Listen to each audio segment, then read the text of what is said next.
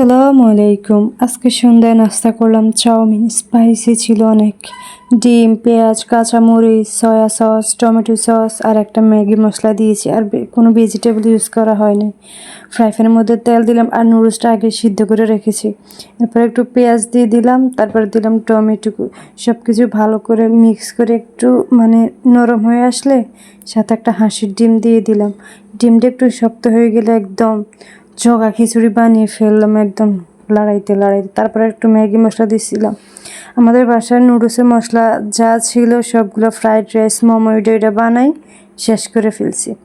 তারপরে নুডলস সিদ্ধ করে রাখছিলাম, সিদ্ধ নুডলসটা দিয়ে দিলাম। তারপর আবার কিছুক্ষণ লাড়াচাড়া করলাম। আমার আবার লাড়াচাড়া করতে খুবই ভালো লাগে ছোটোবেলা থেকেই। এরপর একটু সয়া সস অ্যাড করলাম। তারপর কিছুক্ষণ রেখে কাঁচামরিচ দিলাম। কাঁচামরিচটা একটু কাঁচাই রাখছি তাতে ফ্লেভারটা ভালো আসে।